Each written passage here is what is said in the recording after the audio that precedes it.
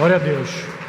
Ainda de pé, quero te convidar a abrir a palavra, primeiro capítulo do livro de Josué. Nós cantamos duas músicas agora que, se você prestou atenção naquilo que você estava cantando, falam profundamente aos nossos corações.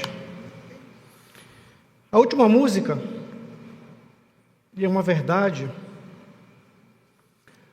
quando nós pisamos no Santo dos Santos e temos um relacionamento íntimo e profundo com Deus, nós não conseguimos mais viver longe da presença do Senhor. Nós pregamos um evangelho que transforma, um evangelho que chama a restauração de vidas, de famílias, mas também nós pregamos um evangelho de promessas. E a música anterior a essa falava sobre isso. Nós servimos a um Deus de promessas. Esse Deus tem promessas para você, para a sua família. Deus tem um propósito na tua vida. E é muito bom poder estar no primeiro domingo do ano de 2025, cultuando a Deus e tentando entender o que esse Deus quer de nós. Existe algo extraordinário de Deus para a tua vida, mas existem princípios bíblicos que nos ensinam a conquistar o extraordinário de Deus. Há promessas para a tua vida, mas existem princípios bíblicos que nos orientam a conseguir alcançar essas promessas. O texto que nós vamos ler agora, o primeiro capítulo do livro de Josué, está dentro de um contexto. A nação de Israel havia sido resgatada do cativeiro. Depois de séculos como escravos no Egito, o Senhor levantou um líder chamado Moisés, que liderou os israelitas a saírem do Egito, e eles passaram 40 anos no deserto. Uma viagem que deveria ser feita em 40 dias, levou 40 anos, porque mesmo tendo vivenciado um milagre de Deus, os israelitas ainda olhavam para o cativeiro, ainda não tinham transformado a sua mentalidade. E na primeira oportunidade, se dobraram a outros deuses, cultuaram outros deuses, questionaram as promessas que Deus tinha feito a eles. Foi necessário que toda uma geração morresse no deserto, e que uma nova geração surgisse, com uma nova mentalidade surgisse, para que eles pudessem chegar à porta da terra prometida. E nesse momento, um grande líder morre, mas outro grande líder é levantado. Moisés morre e o Senhor levanta Josué. E é exatamente esse contexto que está no primeiro capítulo do livro de Josué. E eu quero te convidar a ler comigo. Não sei se estão transmitindo, se é possível jogar na... Se não, eu vou ler na minha Bíblia. Pronto. Se vocês quiserem me acompanhar, para nivelar a leitura, eu vou ler o que está sendo transmitido ali. Sucedeu, depois da morte de Moisés, servo do Senhor, que este falou a Josué, filho de Num, servidor de Moisés, dizendo: Moisés, meu servo, é morto. Dispõe-te, agora passa esse Jordão, tu e todo este povo, a terra que eu dou aos filhos de Israel. Todo lugar que pisar a planta do vosso pé, vou-lo tenho dado, como eu prometi a Moisés. Desde o deserto e o Líbano até o grande rio, o rio Eufrates, toda esta terra dos heteus, até o mar grande, para o poente do sol será o vosso limite. Ninguém te poderá resistir todos os dias da tua vida. Como fui com Moisés, assim serei contigo. Não te deixarei, nem te desampararei. Sê forte e corajoso, porque tu farás este povo herdar a terra que, sob juramento, prometi dar aos seus pais. Tão somente ser forte e muito corajoso, para teres o cuidado de fazer segundo toda a lei que meu servo Moisés te ordenou. Dela não te desvies, nem para a direita e nem para a esquerda, para que sejas bem-sucedido por onde quer que andares.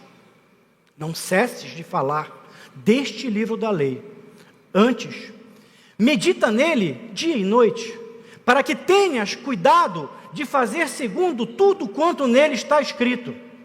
Então, farás prosperar o teu caminho e serás bem-sucedido. Não te mandei eu? Ser forte e corajoso.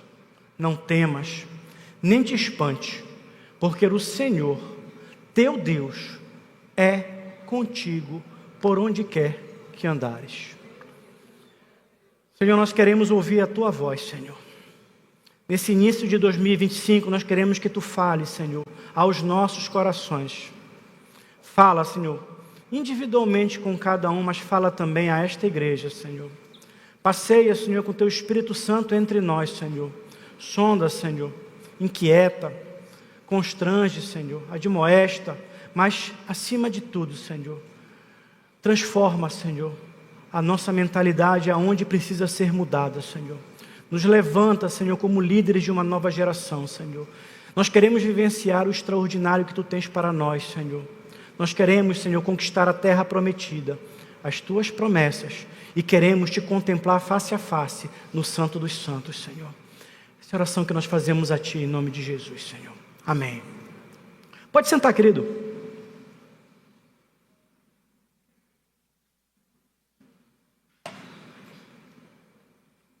Normalmente eu gosto de dar título para as ministrações. Isso me ajuda a refletir, isso me ajuda a pensar, isso me ajuda inclusive a amadurecer um pouco aquilo que a gente tem para comunicar.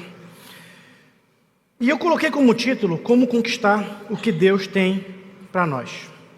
Nós vivemos há poucos dias um romper de ano, né? Como é chamado de Réveillon. E todo Réveillon, ele curiosamente, ele marca para algumas pessoas o início de um novo momento, de uma nova etapa. É muito curioso você ver pessoas prometendo fazer algumas coisas diferentes no Réveillon. Esse ano eu vou emagrecer, esse ano eu vou entrar na academia, esse ano eu vou estudar para passar num concurso público, esse ano eu vou me dedicar a crescer profissionalmente, eu vou abrir uma empresa, não sei. Eu tenho certeza que você deve ter colocado uma meta para esse ano, como é natural que nós coloquemos uma meta para esse ano. Eu coloquei algumas metas para esse ano, e às vezes eu fico relembrando de anos passados de metas que eu coloquei para mim. Algumas nós cumprimos, outras nós não cumprimos, mas é quase que uma tradição nossa, ao romper de cada ano, no início de cada ano, estabelecer um rol de metas a serem atingidas. O ano novo representa um novo começo, a oportunidade de fazer diferente. Existem outros momentos na vida também que representam também algo similar. Quando nós fazemos aniversário, por exemplo, quando nós fazemos determinadas datas que são fechadas, 20 anos, 30 anos, 40 anos, 50 anos, a gente costuma fazer uma retrospectiva dos últimos anos e olha para frente e diz: eu espero que nos próximos anos eu possa alcançar isso, alcançar aquilo, chegar a essa meta, corrigir tal coisa. Ou quando você, por exemplo, faz um encontro de casais com Cristo. São 3 dias maravilhosos, fantásticos, você tem um sobrenatural de Deus na tua vida ali, e quando você, na segunda-feira do final do SCC, você diz: eu vou fazer muita coisa diferente. E você começa a estabelecer propósitos e metas de correção, de rumo, de rota. Ou quando você aceita Jesus como Senhor e Salvador da tua vida. Quando você toma a decisão de aceitar a Jesus como Senhor e Salvador da tua vida, você estabelece também o seguinte: eu quero enterrar o velho homem, o homem carnal, o homem pecador, o homem que só me trouxe dor e sofrimento. E a partir de agora eu quero começar uma nova jornada. Eu quero aprender do Evangelho, eu quero ter uma vida transformada, eu quero ver Cristo refletindo na minha vida. São momentos. Alguns conseguem continuar na jornada, outros, infelizmente, abandonam as metas, abandonam os projetos no meio do caminho. De certa forma, a nação de Israel estava diante de um grande desafio, a possibilidade de fazer algo novo, conquistar algo novo, fazer algo diferente. Eles estavam olhando para a terra prometida e havia uma barreira geográfica, o Rio Jordão. Moisés havia sido morto e o Senhor levanta Josué. E cabia a Josué liderar a nação de Israel. Cabia a Josué liderar a travessia do Rio Jordão. E muitas vezes a gente pode usar um paralelo como a conquista da terra prometida, a conquista de Canaã, como sendo também a conquista daquilo que o Senhor tem para nós. Quando você aceita a Jesus como Senhor e Salvador da tua vida, você está saindo do Egito. E muitas vezes você vive um deserto na sua vida. E você chega em determinado momento onde você precisa tomar decisões. Será que eu atravesso o Jordão? Ou será que eu permaneço no deserto? Ou será que eu olho para os meus tempos de escravidão no Egito? É nesse momento que as escolhas que você faz na sua vida fazem toda a diferença naquilo que você vai conquistar na sua vida. Você pode viver o extraordinário de Deus, mas decisões erradas podem te levar a continuar no deserto, ou pior, fazer você voltar para a escravidão do Egito. Quantas pessoas abandonam o alcoolismo, abandonam as drogas, abandonam o adultério, têm o início de uma vida transformada, mas em determinado momento tomam decisões de voltar à sua vida de escravidão e têm a sua vida destruída. Outros olham para frente e dizem: a partir de agora vai ser tudo novo. Em cima desse capítulo de Josué, eu selecionei 6 princípios para que nós possamos ter uma vida extraordinária. E ter uma vida extraordinária significa viver o que Deus tem para nós. Viver aquilo que Deus tem prometido para nós. Deus tem promessas para nós. Deus tem promessas para você. A nossa caminhada cristã, ela não termina quando nós aceitamos a Jesus como Senhor e Salvador. Ela começa quando nós aceitamos a Jesus como Senhor e Salvador. É uma jornada nova. Nós somos chamados e vocacionados para cumprir um propósito de Deus. Deus tem um propósito na tua vida. E se você não está cumprindo o propósito de Deus na tua vida, você ainda está vivendo uma vida incompleta. Você não consegue lograr prosperidade. E talvez eu fale em prosperidade aqui algumas vezes, mas eu quero antes chamar a atenção de uma coisa: a palavra prosperidade não é sinônimo de riqueza financeira. Apesar de muita gente confundir prosperidade com riqueza financeira, prosperidade é algo muito maior do que isso. Prosperidade é você viver uma vida plena, uma vida integral. Será que você está vivendo uma vida plena? 6 princípios para que nós possamos ter uma vida plena, ou para que você consiga alcançar os teus objetivos e propósitos no ano de 2025 ou nos próximos anos. Primeiro princípio, e a gente vai no texto: é preciso tirar os olhos da crise e saber que Deus está no controle. É preciso tirar os olhos da crise e saber que Deus está no controle. Versículo 1 e 2 diz o seguinte: depois da morte de Moisés, servo do Senhor, disse o Senhor a Josué, filho de Num, auxiliar de Moisés: meu servo Moisés está morto. Agora, estou lendo a minha versão, tá? Agora, pois você e todo este povo preparem-se para atravessar o rio Jordão e entrar na terra que eu estou para dar aos israelitas. Moisés havia morrido, o grande líder, o grande legislador, o grande intercessor, que havia guiado a nação de Israel por 40 anos, gerenciando conflitos,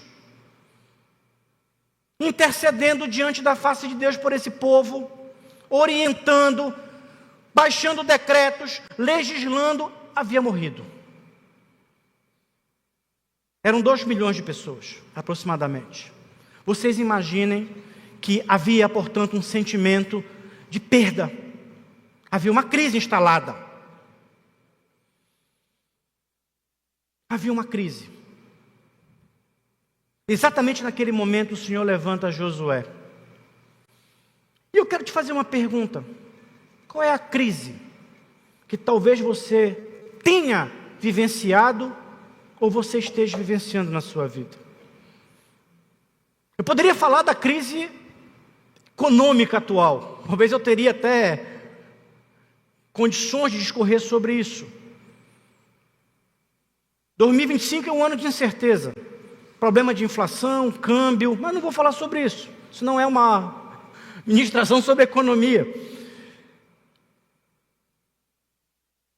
Será que você não está vivendo uma crise existencial na sua vida?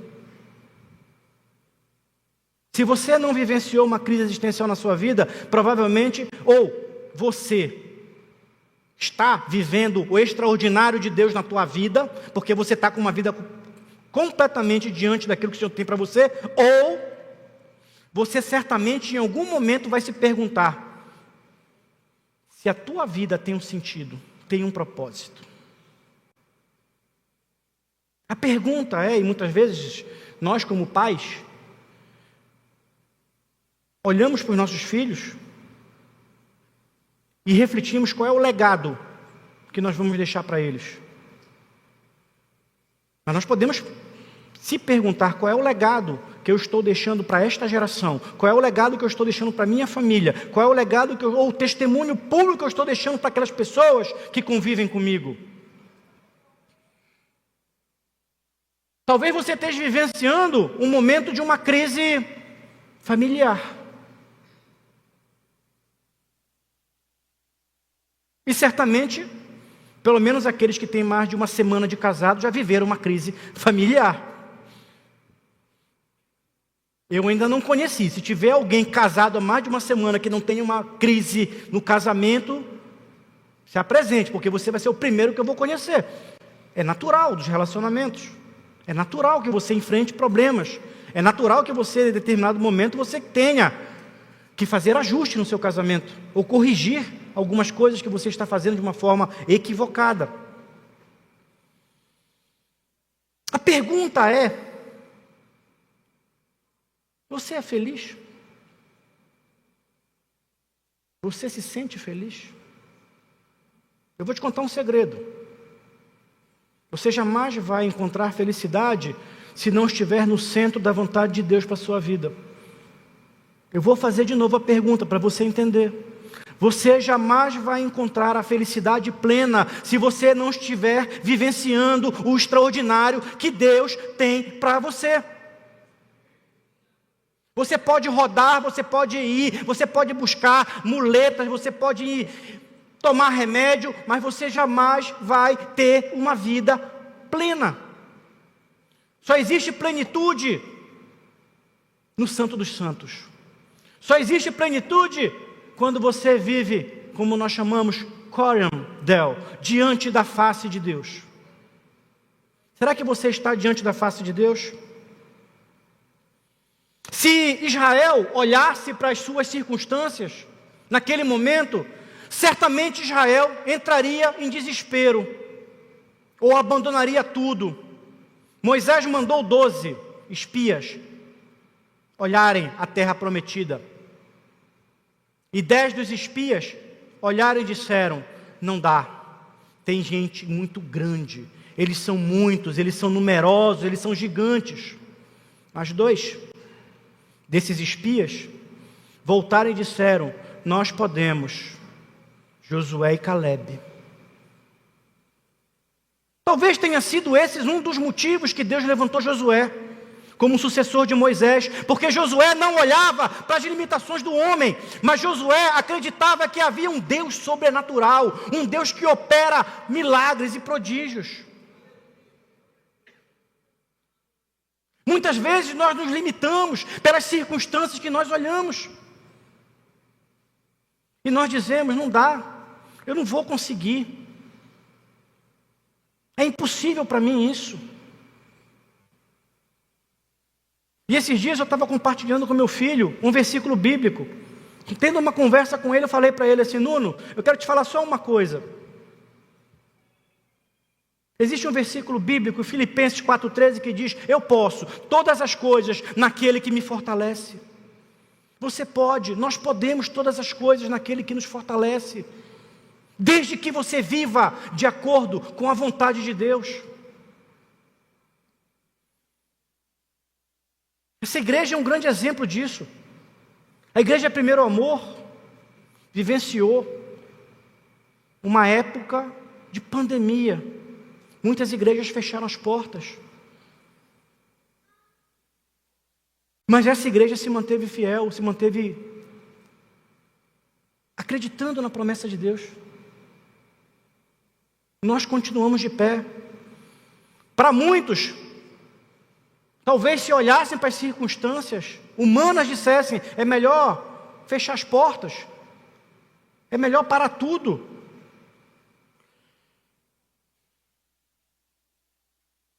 Entenda uma coisa: a crise, ela não limita Deus. Na crise, nós podemos experimentar o extraordinário de Deus para as nossas vidas. Se você vive uma crise, ou se você está em crise, entenda que também há a possibilidade do extraordinário de Deus chegar na tua vida. E aí, como eu disse no início, né? É preciso tirar os olhos da crise e saber que Deus está no controle. Precisamos olhar para o alto e focar na eternidade. Precisamos escutar a voz de Deus. Josué escutava a voz de Deus. O que nós estamos vendo aqui, na verdade, é um líder levantado, escutando a voz de Deus. Deus dando ordenanças para Josué. Significa o quê? Que Josué estava onde? No santíssimo lugar, no santo dos santos, porque você só escuta a voz de Deus se você está tendo um relacionamento íntimo e profundo com Ele. Tem gente que quer ouvir a voz de Deus, mas não quer viver em santidade. Tem gente que quer ouvir a voz de Deus, mas não quer ter uma vida com propósito.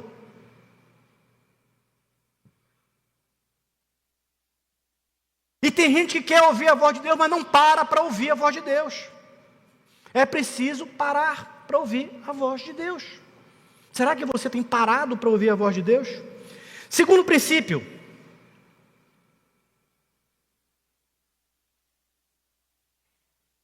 é preciso sair do deserto e focar os olhos nos novos desafios.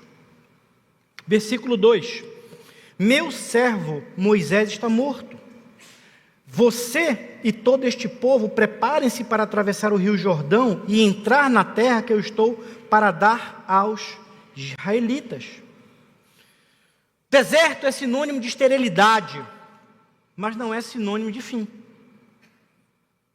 Nós vivemos desertos. Mas o deserto não é o nosso paradeiro. Nosso paradeiro é a terra prometida, é Canaã. Deserto, ele pode ser passageiro, desde que você tenha a capacidade e a ousadia de escutar a voz de Deus e de atravessar o Jordão. Quem é incrédulo morre no deserto. Quem não tem fé morre no deserto. Quem não tem uma vida com propósito, morre no deserto. Quem não busca a santidade, morre no deserto. Nós precisamos, portanto, como aconteceu com os israelitas, mudar a nossa mentalidade, ter uma mente transformada. É um processo. Não é porque você aceitou Jesus na semana passada, ou há 1 ano, há 2 anos, que tudo está diferente na sua cabeça. Você precisa ir moldando, ir se corrigindo, ir se transformando. Uma geração que não olha para as limitações das possibilidades humanas, mas uma geração que olha para o extraordinário de Deus e para as possibilidades extraordinárias de Deus. Será que você tem isso na sua mente? A instrução para eles era muito clara. Eles não deveriam olhar para trás. Eles deveriam sair do deserto. Eles deveriam entrar na terra prometida. E aí eu quero te fazer uma reflexão. Eu quero fazer contigo uma reflexão pessoal. Quais são os desafios que se apresentam hoje na tua vida? Para esse ano de 2025. Quais são os desafios? Na tua vida pessoal, na tua vida familiar, na tua vida acadêmica, na tua vida empresarial. Quais são os desafios que você enxerga, que você vislumbra? Se há uma lição que nós podemos tirar do texto, é que nós não podemos olhar para o passado ou focar no passado. O deserto, por mais que seja doloroso e necessário, ele precisa ser superado. Talvez seja a hora de você virar a página da tua vida. De parar de olhar ou para o teu tempo de escravidão no Egito, ou para a crise e para o deserto que você vive. É preciso, portanto, focar em novos desafios. Eles estavam focados nos novos desafios, eles precisavam conquistar a terra prometida. Terceiro princípio: é preciso saber que a vitória vem de Deus, mas somos nós que precisamos atravessar o Jordão. Como diz o texto que você tem aí, passa esse Jordão, tu e esse povo. Deus não disse, eu vou passar o Jordão por vocês. Ele dá uma ordem, passa o Jordão. Significa que para sair do deserto, atravessar o Jordão e conquistar a promessa de Deus para a tua vida, é preciso ter iniciativa, é preciso ter atitude, é preciso ter proatividade. Você está me entendendo o que eu estou falando? Tem gente que ora e espera que Deus faça tudo e não toma uma atitude. Se você quer mudar a tua vida, se você quer mudar o teu casamento, se você quer mudar o teu desempenho profissional, você precisa tomar atitude, ter iniciativa. Deus tem uma promessa para ti, como tinha para Israel, mas Deus esperava uma ação de Israel como espera de nós. Promessa só se cumpre com ação. Não adianta nada jejum e oração sem ação.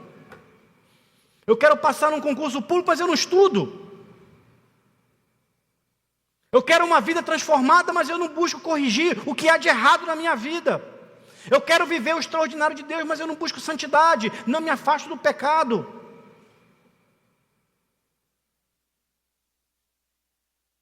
Nós temos, portanto, responsabilidade direta com aquilo que nós alcançamos. Você tem responsabilidade direta com aquilo que está acontecendo na tua vida. Nós colhemos o que nós plantamos. Que tipo de semente você tem lançado?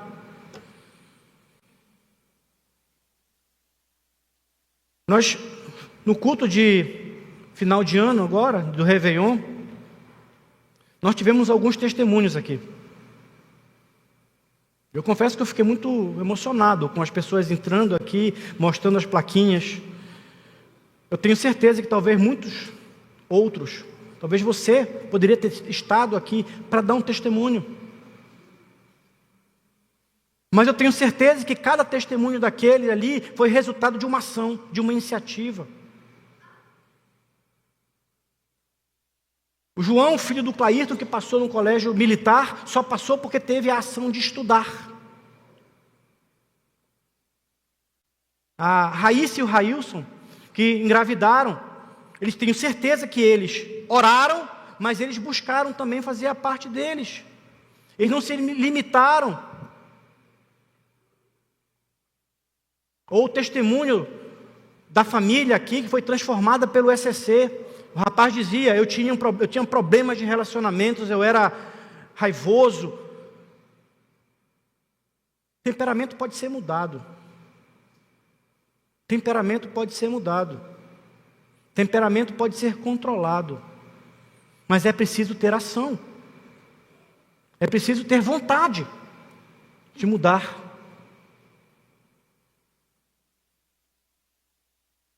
Nós precisamos parar de romantizar a vida. Eu já falei várias ministrações aqui nessa igreja. Eu gosto de brincar do Evangelho Tabajara, aqueles mais antigos sabem, num programa de humor que havia, das organizações Tabajara, que você aceitou Jesus, a partir de agora os seus problemas acabaram. Se você tinha um Fusquinha, você vai ter uma BMW. Se você vivia... Esse não é o Evangelho que eu conheço. Até porque o Evangelho que eu conheço é o Evangelho que diz o seguinte: no mundo tereis aflições, mas tende bom ânimo, porque eu venci o mundo. Nós vivemos aflições. Todos nós vivemos aflições. Todos nós vivemos desertos. Todos nós superamos desertos.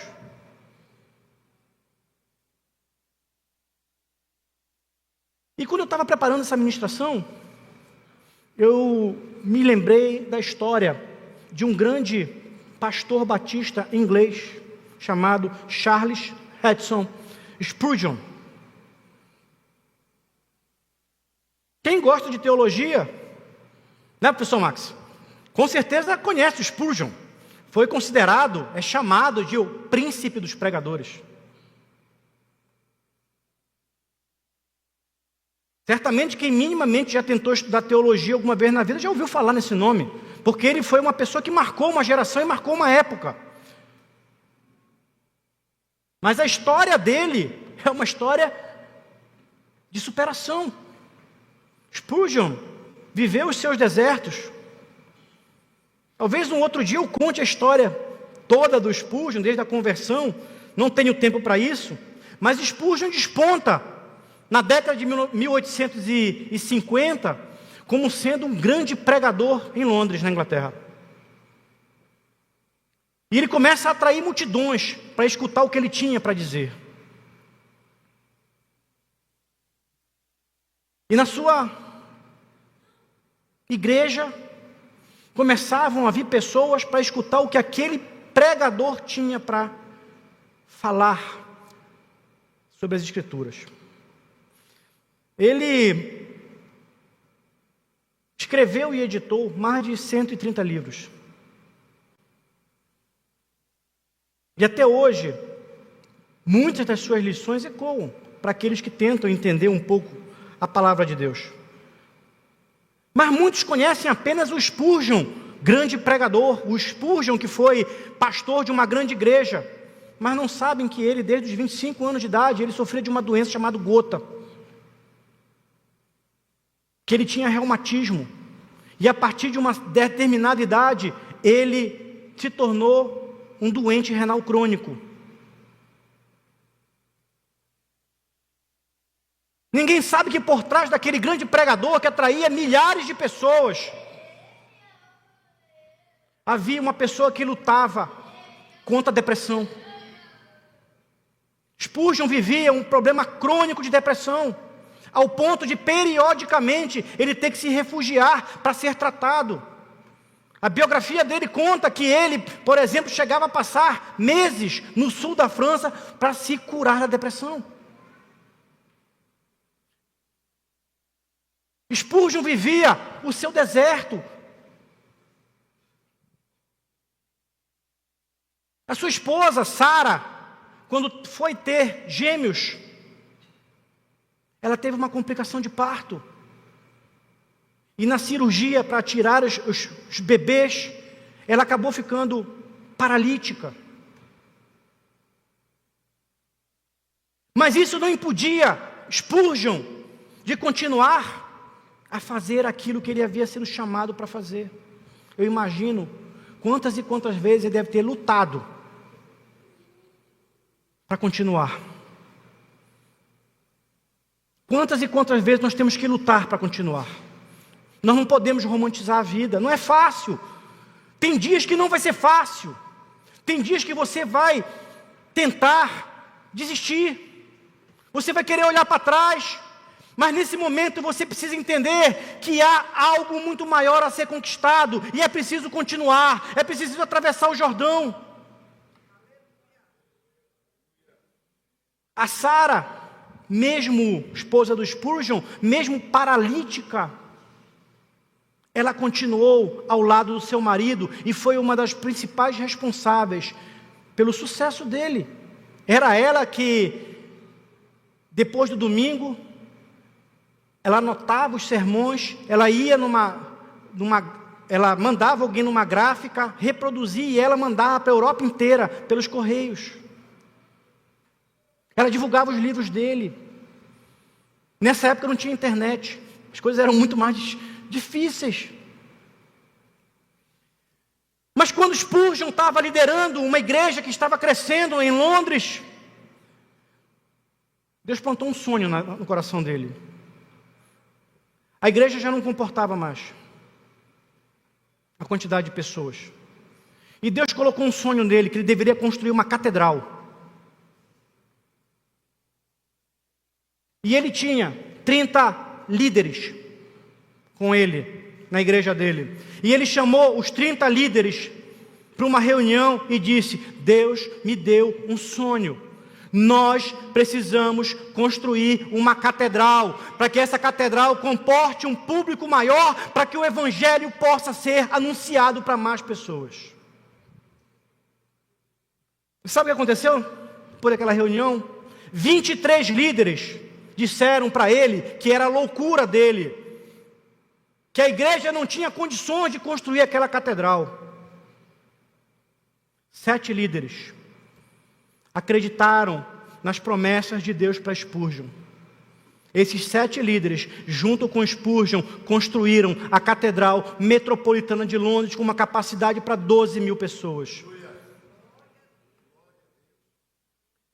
Durante 30 anos, Spurgeon pregava todo domingo para 12 mil pessoas na Catedral Metropolitana de Londres. E ele tinha que no domingo dizer o seguinte: pessoal, vocês que vieram nesse domingo, por favor, não venham no próximo domingo, para que outras pessoas tenham a possibilidade de escutar o Evangelho, porque as ruas ao redor da catedral ficavam cheias de gente que não conseguia entrar para ouvir a palavra de Deus.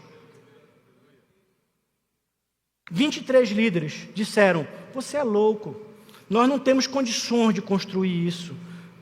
Isso é impossível para nós. 7 acreditaram. Quem é você? Você é um dos 10 espias, ou um dos 23 líderes que dizem: nós não conseguiremos, isso não é para nós. Ou você é Josué ou Caleb, ou um dos 7 que dizem: nós podemos. Conte comigo, eu estou disposto a pagar o preço, eu estou disposto a atravessar esse Jordão, eu estou disposto a dar esse passo. Deus tem um propósito na tua vida. Você é chamado para viver o extraordinário, mas para você deixar um legado também. E nós só conseguimos viver o extraordinário e deixar um legado quando nós tomamos uma atitude.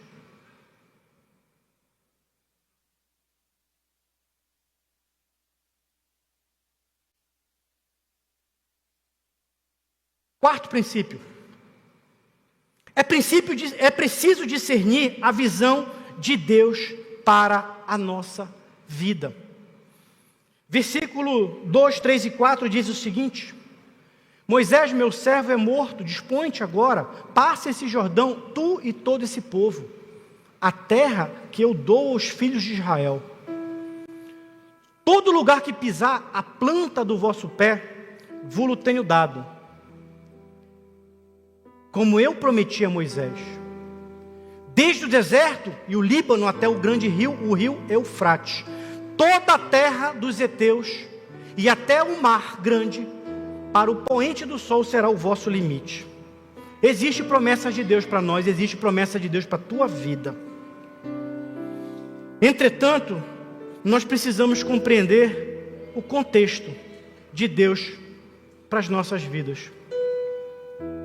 O chamado de Deus para nós é claro, mas algumas perguntas são sempre importantes. Quando? Como? Quem? Onde? O líder, ele recebe uma visão, ele compartilha essa visão. Josué recebeu uma visão. Quando? Agora, Josué. Quem? Você e todo esse povo. Onde? A terra que eu estou dando aos israelitas. Se você parar para ouvir a voz de Deus, há uma promessa de Deus. Ele vai te dizer quando, quem, onde e como.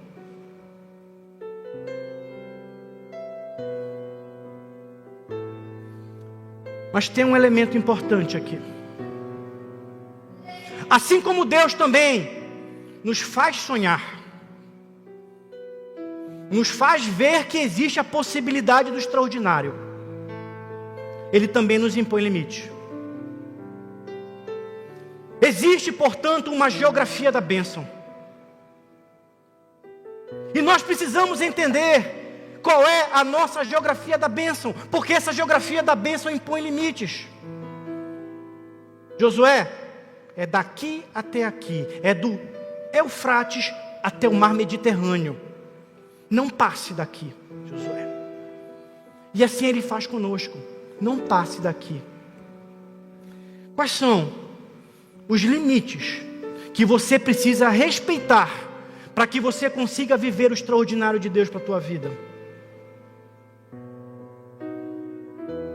Qual é o grande propósito de Deus para a tua vida? Qual é a missão que Deus te delegou? Ou qual é a missão que Deus delegou para a igreja Primeiro Amor, para a nossa comunidade de fé? Será que realmente nós estamos vivendo essa vida extraordinária? Ou será que não é hora, não é momento de um reposicionamento? O Espírito Santo tem falado aos nossos corações. O Espírito Santo fala contigo nessa noite. Josué, passa o Jordão.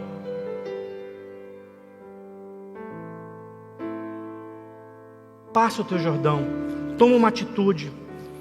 Supera o deserto. Não olha para o teu tempo de cativeiro, de escravidão. É preciso, portanto, discernir a visão de Deus para as nossas vidas. Quinto princípio.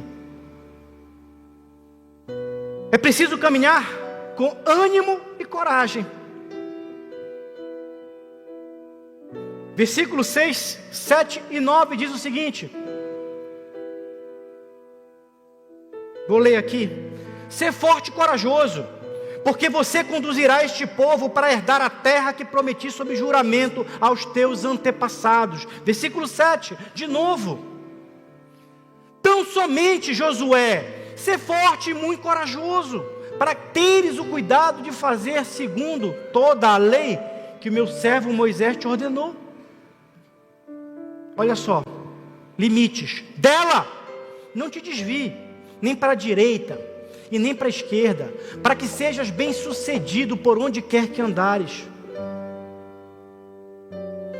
Versículo 9. Não te mandei eu? Ser forte e corajoso. Não temas, nem te espante, porque o Senhor teu Deus é contigo por onde quer que andares. Ei, é para ti essa noite. Não temas, porque Deus é contigo. Há uma promessa de Deus para ti. Não olha para o tamanho dos gigantes que moram em Canaã, mas acredita que há um Deus muito maior que esses gigantes, que pode fazer o extraordinário na tua vida. A pergunta é: será que você está com ânimo e coragem para conquistar a promessa de Deus para ti? Preste atenção no que eu vou te falar agora. E escuta com atenção. Desânimo, murmuração e covardia nos impedem de alcançar as promessas de Deus. Para de murmurar, meu irmão. Para de lançar palavras de desânimo sobre você, sobre a tua família e sobre aqueles que te cercam. Supera a covardia, o medo, a insegurança. Te joga na promessa de Deus, porque Ele vai te amparar, Ele vai te conduzir e Ele vai te dar a vitória.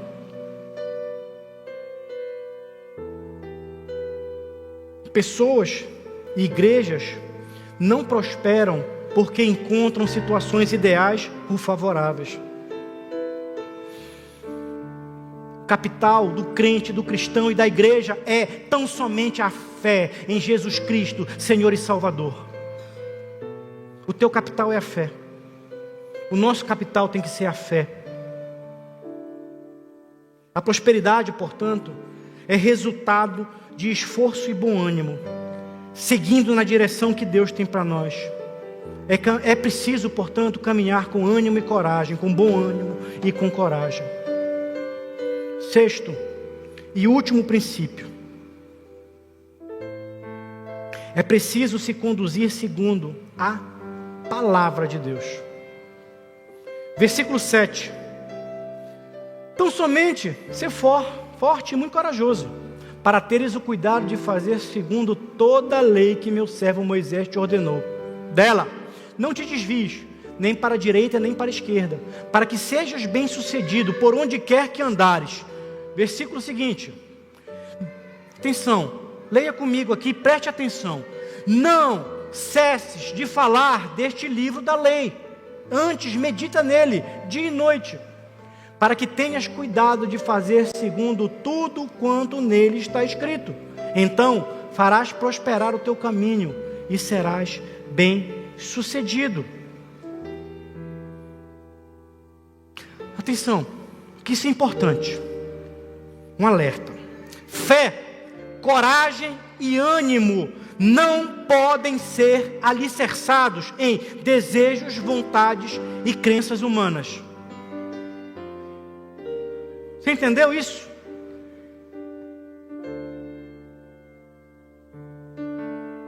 Precisamos, sim, romper com as nossas crenças limitadoras, mas o nosso alicerce maior não está em nós ou nos homens, ele está em Deus. Ele é o teu alicerce, Ele é o meu alicerce, Ele é o alicerce dessa igreja. Precisamos, portanto, nos conduzir segundo a palavra de Deus. Palavra que é viva, imutável, inerrante. Princípios sobre essa palavra. 3 princípios rápidos que ele ensina a Josué. Meditar quando? De dia e de noite. Fazer como? Não se desviando dela. Falar de que forma? Falar sem cessar. Seja uma testemunha viva do Evangelho. Que as pessoas olhem para vocês e através de você entendam que há um Deus sobrenatural. Resultado disso, você vai ser bem-sucedido. Você vai ser próspero. Conclusão. Para concluir, como eu disse no início, nós estamos entrando no novo ano, o ano de 2025, primeiro culto do ano de 2025, e é muito bom poder estar neste domingo, prestando culto a este Deus, porque Ele nos libertou, Ele nos tirou do Egito, e Ele nos faz sair do deserto, e nos gera a promessa de uma nova vida, uma vida com abundância. Que 2025 possa ser o início de uma nova etapa para a sua vida, para essa igreja, para a sua família. Nós temos desafios pessoais, sim, cada um tem o seu. Nós temos desafios nesta igreja, como igreja.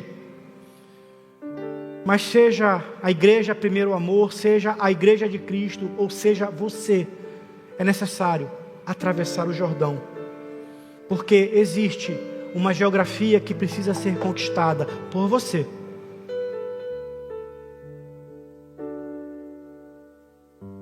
Quando nós agimos em nome de Deus, para a sua glória e segundo a sua vontade, o Jordão, ele é ultrapassado. Os inimigos são derrotados e as promessas de Deus são alcançadas. Fique de pé.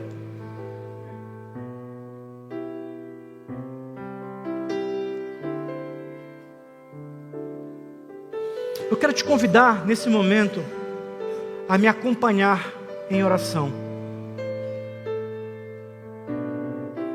Eu quero que você converse com o Espírito Santo. Feche seus olhos. Conversa com o Espírito Santo.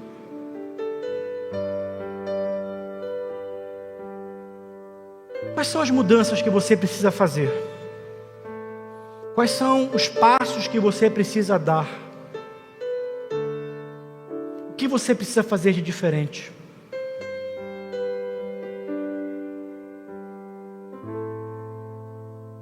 Coloca diante de Deus isso. Faz uma oração pessoal tua nesse momento. Conversa com Deus.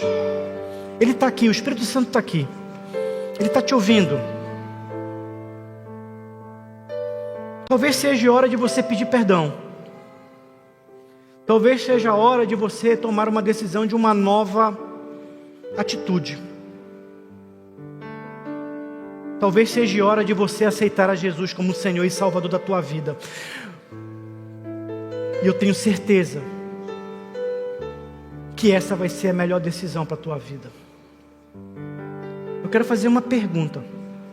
Existe alguém nessa noite aqui que entende que precisa superar um deserto e precisa dar um passo, e esse passo significa tomar uma decisão pública de aceitar a Jesus como Senhor e Salvador? Eu peço que você levante a mão nesse momento.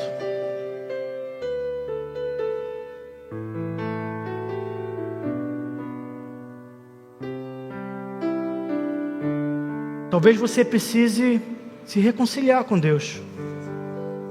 Talvez você já tenha aceitado a Jesus como Senhor e Salvador da tua vida, mas deserto que você viveu, decepções, acontecimentos te afastaram do Evangelho, fizeram com que você deixasse de congregar numa igreja, deixasse de prestar culto, de vir sistematicamente a um culto ou ler uma palavra. Que esse ano de 2025 possa ser diferente para você. Se você quer se reconciliar, eu te faço essa pergunta, eu te dou essa oportunidade de publicamente dizer: eu quero, Senhor, mudar. Será que você pode, como um ato de fé, levantar a tua mão?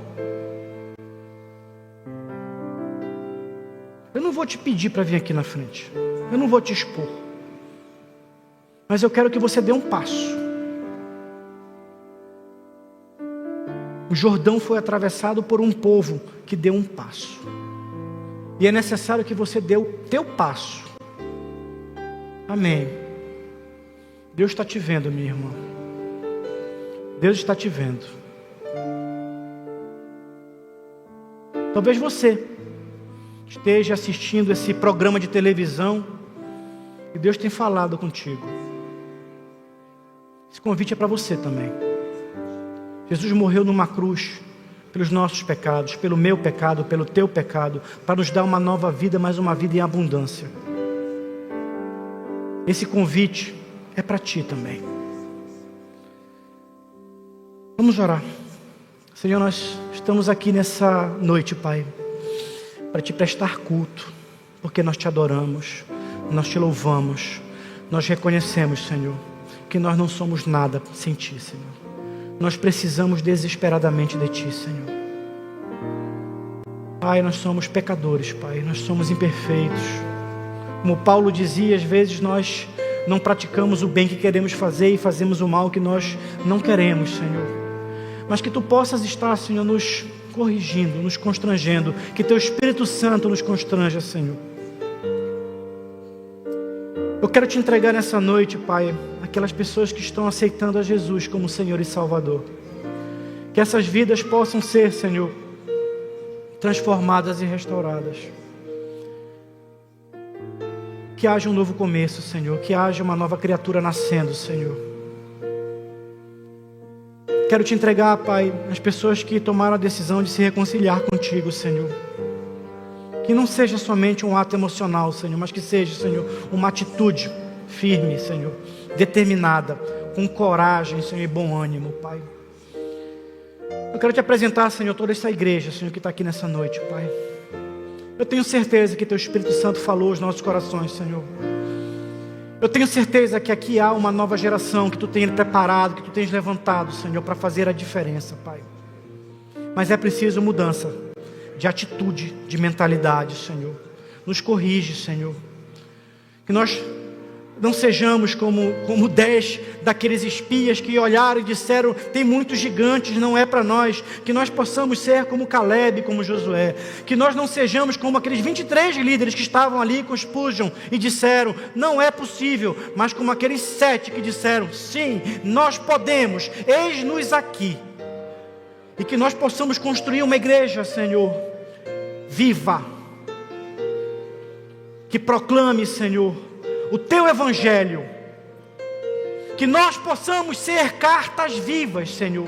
Que nós possamos ser lidos diariamente por pessoas através do nosso testemunho. E que nós possamos refletir e exalar que há um Deus vivo, que transforma, que restaura, que muda e que nos faz acreditar no sobrenatural e no extraordinário. Nos leva, Senhor, a viver esse sobrenatural e esse extraordinário nos leva, Senhor, a conquistar a terra prometida, Pai.